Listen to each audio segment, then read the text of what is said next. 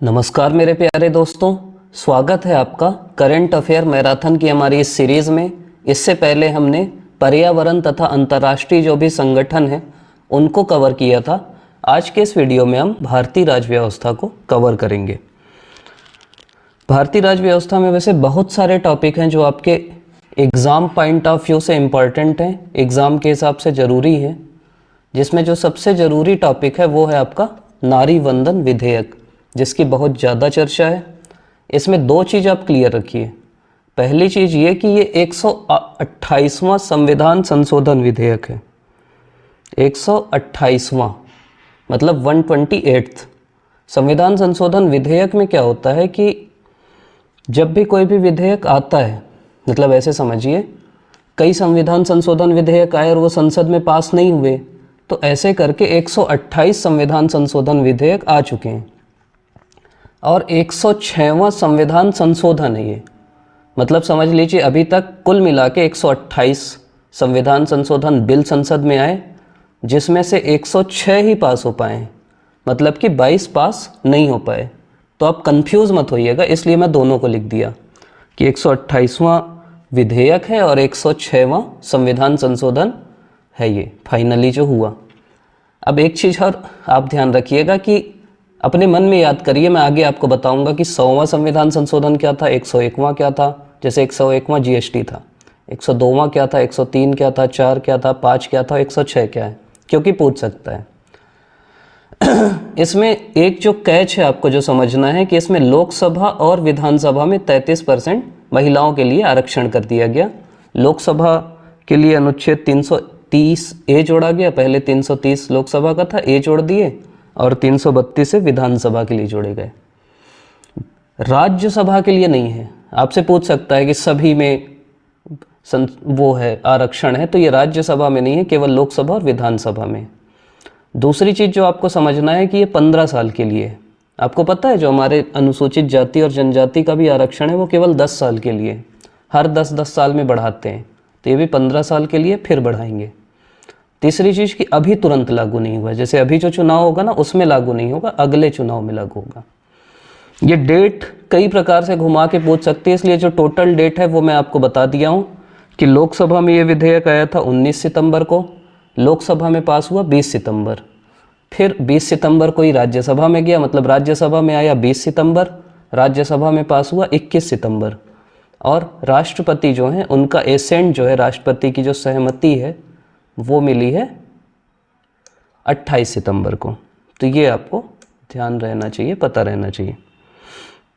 एक चीज़ और होती है कि इसमें कोटा विद इन कोटा होगा, मतलब कोटे के अंदर कोटा। मतलब क्या कि जैसे मान लीजिए एससी के लिए 100 सीटें आरक्षित हैं, तो एससी की जो 100 सीटें आरक्षित हैं उसमें से 33 सीटें महिलाओं की होंगी।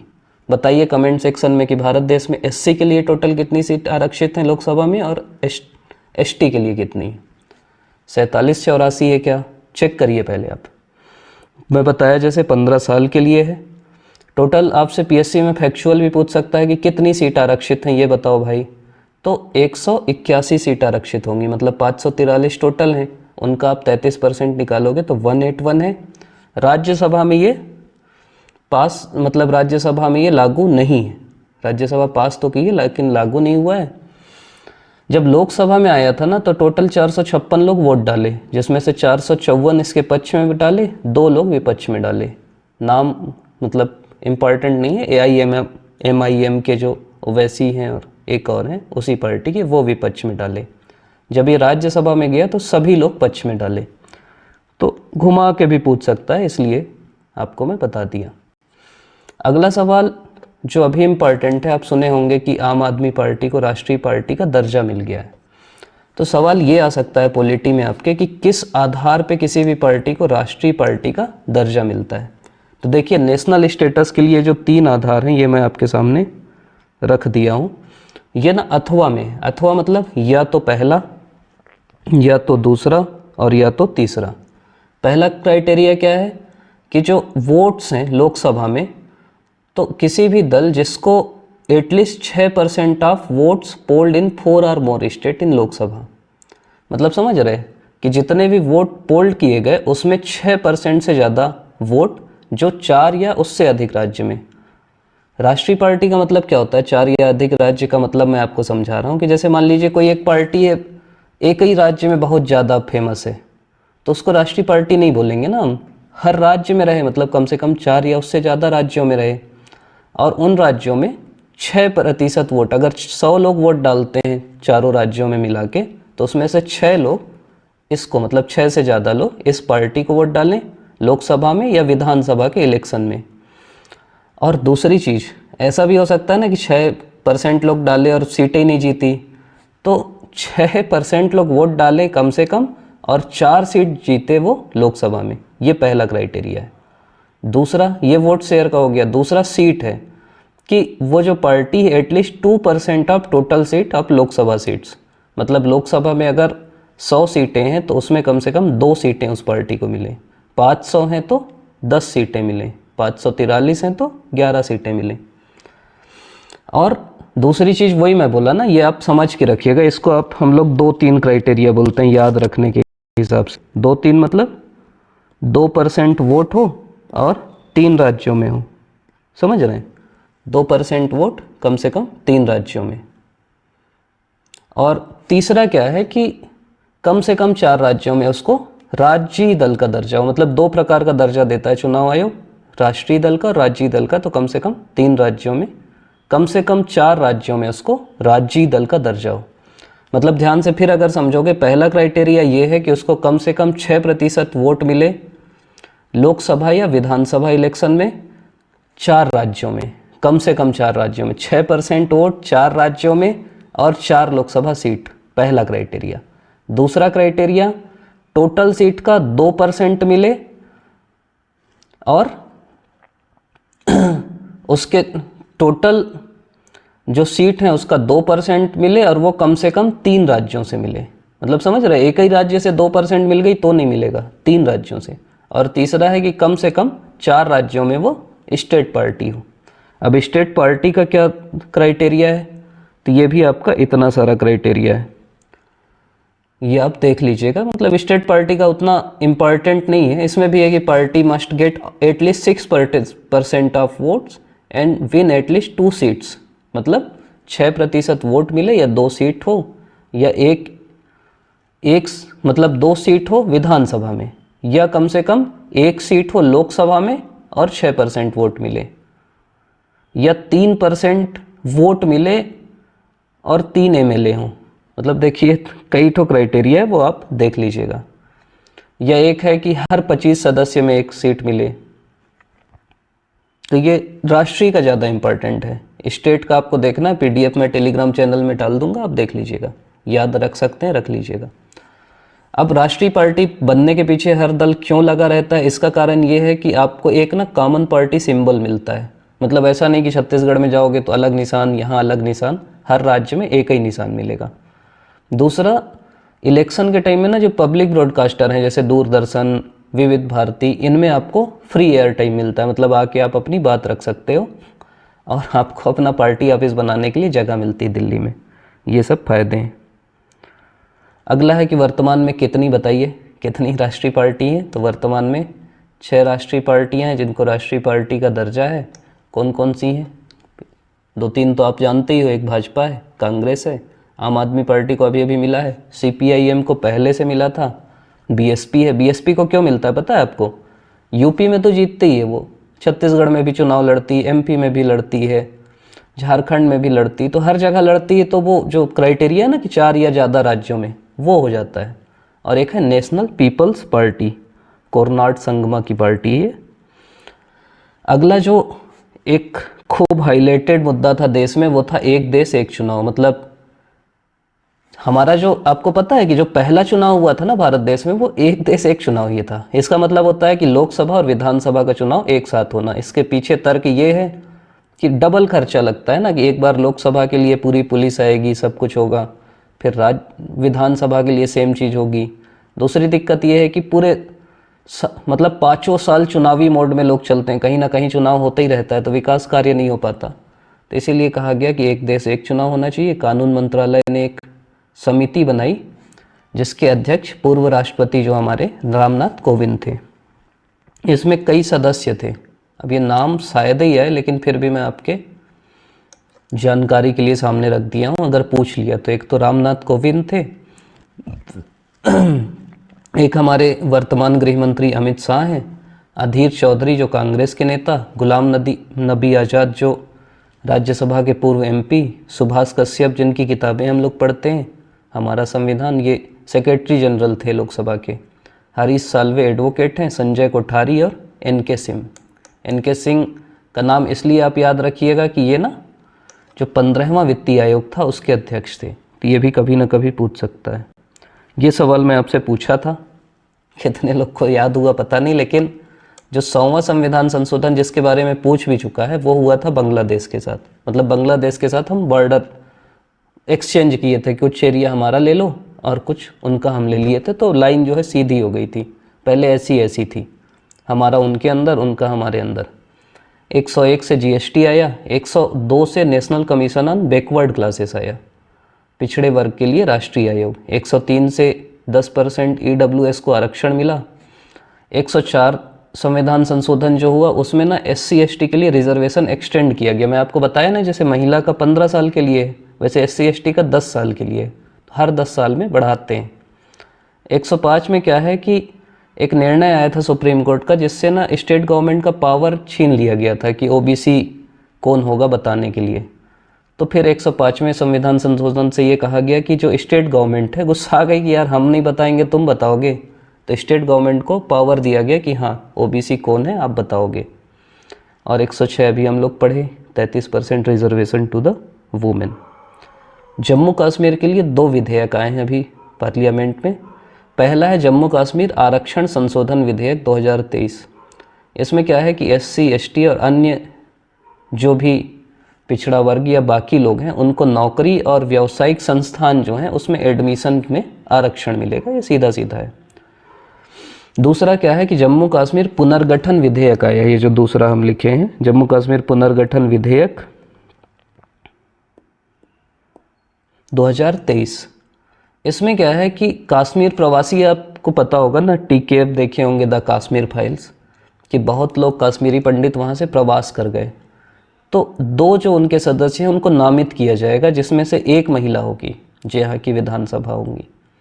दूसरा क्या है कि पीओके को हम, देखिए अच्छी बात यह हुई कि इस बार हम बोले कि पीओके हमारा है, मतलब पाकिस्तान ऑक्युपाइड कश्मीर हमारा है, भले तुम लेके रखे हो लेकिन हमारा है। तो वहाँ से जो विस्थापित लोग हुए होंगे ना, उनमें से 1 आदमी को, जो वहाँ का उपराज्यपाल है, वो नामित कर सकता है। एक सीट भी बताई गई, पहले कश्मीर की सीट थी 107, उसको बढ़ा के 114 वहाँ एक बनाया गया था बाकायदा जनसंख्या के हिसाब से कहाँ कितनी होना चाहिए। तो वो बोला कि जम्मू में 43 कर देते हैं, कश्मीर में 47 कर देते हैं। 43-47 कितना होता है हमारे बराबर, मतलब 90 हमारी भी है ना, तो उनकी वर्तमान में 90 ही है। फिर बोले पीओके में हम 24 सीट देंगे, क्योंकि ये हमारा हिस्सा है, तो जब भी हम पीओके को छीन लेंगे तो ये 24 सीट वहाँ की होगी। जब तक नहीं छीन पा रहे हैं तो वहाँ से एक सदस्य को हम नॉमिनेट करेंगे। तो 90 + 24 114। तो आपसे पूछ सकता है कि कुल कितनी सीटें हुई, तो 114 हुई। एक चीज़ ये भी आप न्यूज़ में अभी अभी सुने होंगे कि सर्वोच्च न्यायालय में ना जम्मू कश्मीर का मुद्दा जग गया था। जब से हम लोग धारा 370 हटाएं तो सुप्रीम कोर्ट में केस चल रहा था। तो सुप्रीम कोर्ट ने अभी अभी निर्णय दिया और बोला कि जम्मू कश्मीर जो है भारत का अभिन्न हिस्सा है। जो लद्दाख को यूनियन टेरिटरी का दर्जा दिया गया है वो भी बिल्कुल सही है, और धारा 370 जो हमने हटाया वो भी वैध है, मतलब सरकार वो कर सकती है, मतलब सरकार के वो पावर में है। केस इसी का था कि ये सरकार का पावर नहीं है, सरकार गलत काम की। फिर एक संशोधन जिससे आपके केजरीवाल जी खूब नाराज थे, वो है राष्ट्रीय राजधानी क्षेत्र दिल्ली सरकार संशोधन अधिनियम 2023। दिल्ली जो है राष्ट्रीय राजधानी क्षेत्र की अपनी विधानसभा बनी थी 69th कॉन्स्टिट्यूशनल अमेंडमेंट, बालाकृष्णन समिति थी एक, आगे हम देखेंगे। और आपको ये भी पता होगा कि दिल्ली जो है ना वो वोट कर सकता है चुनाव में। जब राष्ट्रपति का चुनाव होता है तो दिल्ली वोट कर सकता है, मतलब दिल्ली के जो सदस्य हैं, विधायक हैं। तो इसमें क्या है कि पहला तो यही पूछ सकता है फैक्चुअल कि राष्ट्रपति की सहमति कब मिली, तो 11 अगस्त 2023 को। पहले क्या था कि जो लोक सेवाएं होती थी ना, जो अधिकारी होते थे वो दिल्ली विधानसभा के दायरे में आते थे, उसको दिल्ली विधानसभा के दायरे से बाहर कर दिया गया है, इसीलिए इतना बवाल मच रहा है। और उसके लिए जो नई बॉडी बनाई गई है वो है राष्ट्रीय राजधानी सिविल सेवा प्राधिकरण, जिसके अध्यक्ष तो दिल्ली के सीएम ही हैं, लेकिन इसके सदस्य जो हैं दिल्ली के मुख्य सचिव और प्रधान गृह सचिव। तो सीएम की या पार्टी की जो शक्तियां हैं इसके कारण थोड़ा सा कम हुई हैं, इसलिए विवाद हो रहा था। ये चीज़ मैं बोल रहा था। एस बालाकृष्णन समिति, ये पूछ सकता है सीधा सीधा, 1987 में बनी और उसकी सिफारिश से 69वां संविधान संशोधन 1991 आया, जिसमें 239 ए जो अनुच्छेद है उसको ऐड किया गया और इससे दिल्ली में मतलब विधानसभा के साथ राष्ट्रीय राजधानी क्षेत्र बनाया गया। एक जो बहुत दर्दनाक घटना हुई है, अभी भारतीय संसद पे हमला हुआ है 13 दिसंबर 2023 को। कई बार क्या होता है ना कि हम लोग किसी को पढ़ते नहीं है। वो जो हमला करने वाले थे वो बोले कि हम भगत सिंह को मानते हैं। मतलब ऐसे लोग भगत सिंह का नाम भी बर्बाद कर रहे हैं, अपना भी, वो तो खुद बर्बाद ही है। आप भगत सिंह को पहले पढ़ लो। भगत सिंह अंग्रेजों की संसद में हमला किए थे और वो मतलब उनका बयान था, एक ऐसा व्यक्ति जिसको पता था कि अगर मैं वहाँ हमला करूँगा, वहाँ अगर मैं बम फेंकूँगा तो मेरे को फांसी होगी। और वो पता होने के बाद वहाँ ऐसे बम फेंकना, जज जब बोलता है उनको कि तुम मृत्यु हो जाती, तो बोले भाई मैं ऐसा बम बना के लाया था जो केवल आवाज़ देते हैं, मैं केवल बहरों को सुनाने के लिए आया था। तो भगत सिंह वो व्यक्ति थे जो 117 दिन भूख हड़ताल करते हैं। तो आजकल के कोई भी अपने को भगत सिंह बोलने से भगत सिंह नहीं हो जाते। भगत सिंह को पढ़िए आप प्री के बाद। तो भारतीय संसद पर हमला हुआ है 13 दिसंबर 2023 को। इसके लिए अनीश दयाल सिंह की अध्यक्षता में एक समिति बनी है। तो ये पूछ सकता है किसकी अध्यक्षता में समिति बनी है। एक और जो हाईलाइटेड मुद्दा था, अभी जो 3 सत्र होते हैं आपको पता होगा संसद के, एक होता है बजट सत्र जो शुरू में होता है, फिर मानसून सत्र और शीतकालीन सत्र। तो अभी बिल्कुल मूड में थे शीतकालीन सत्र में सरकार वाले। 146 सांसदों को निलंबित कर दिए। ये अब तक का हाईएस्ट है, इसलिए चर्चा में। 146 में से 88 लोकसभा के थे और 58 राज्यसभा के थे। संख्या पूछ सकता है, बाकी तो नियम वो नहीं है। एक इनका नाम पूछ सकता है, महुआ मोइत्रा। इनका क्या है कि वो जो गोपनीय आईडी पासवर्ड होता है ना, वो किसी से शेयर कर दी थी। तो लोकसभा की एक इथिक्स कमेटी होती है, लोकसभा की कमेटी भी इम्पॉर्टेंट है, पढ़िएगा। एक लोक लेखा समिति होती है जिसमें 22 सदस्य होते हैं, 15 लोकसभा के साथ राज्यसभा के। एक प्राक्कलन समिति होती है, एस्टीमेट समिति, जिसमें केवल लोकसभा के सदस्य होते हैं। तो ये सब आप पढ़िएगा। तो जो एक समिति इथिक्स भी है कि अगर कोई इथिक्स नहीं मानेगा तो उसको निष्कासित करेंगे। तो महुआ मोइत्रा जो है टीएमसी की सांसद हैं, ये इथिक्स नहीं मानी तो इनको निष्कासित कर दिए। आपको कैसे याद रख सकते हैं महुआ तो सबको पता है ना, उससे याद कर लो। यूज़ मत करना महुआ, लेकिन याद तो रख सकते हो ना। इसके अलावा भारत के चुनाव आयुक्त की नियुक्ति के लिए सुप्रीम कोर्ट का भी केस चल रहा था। तो एक पैनल है जिसमें नियुक्त कौन कौन करता है, आपके प्रधानमंत्री होंगे, लोकसभा के नेता प्रतिपक्ष होंगे और चीफ जस्टिस ऑफ इंडिया होंगे। ये 3 लोग मिलके राष्ट्रपति को सिफारिश करेंगे। आपको पता होगा कि पहले चुनाव आयोग ना 1 सदस्य था, फिर क्या हुआ, 61वां संविधान संशोधन हुआ जिसमें चुनाव वोट डालने की उम्र 21 से घटा के 18 कर दिए। अब जब आप उम्र घटा दोगे तो बहुत ज़्यादा वोटर जुड़ेंगे।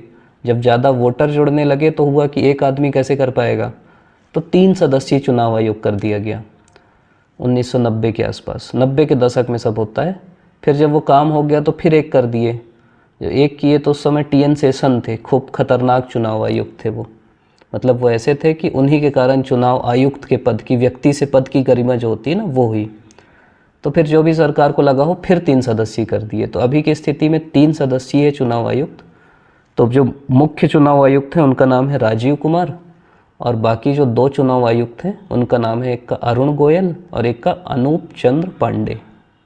तो ये 2 लोग हैं। चुनाव आयोग का अगर आपसे वर्णन पूछेगा तो वो अनुच्छेद 324 में है, और 326 में ये लिखा है कि भारत में सार्वभौमिक वयस्क मताधिकार होगा। इसके अलावा अभी जो 5 राज्यों में चुनाव हुआ, तो डेट पूछ सकता है आपकी। MP में जो चुनाव हुआ वो 17 नवंबर को, राजस्थान 23 नवंबर, हमारे यहाँ तो आपको याद ही होगा, पहला चरण 7 नवंबर, दूसरा 17, तेलंगाना में 30 नवंबर और मिजोरम में 7 नवंबर। तो ये डेट आपको पता रहना चाहिए अगर याद करेंगे तो। और नतीजे तो सबको याद होगा, 3 दिसंबर को आए थे, संडे था उस दिन।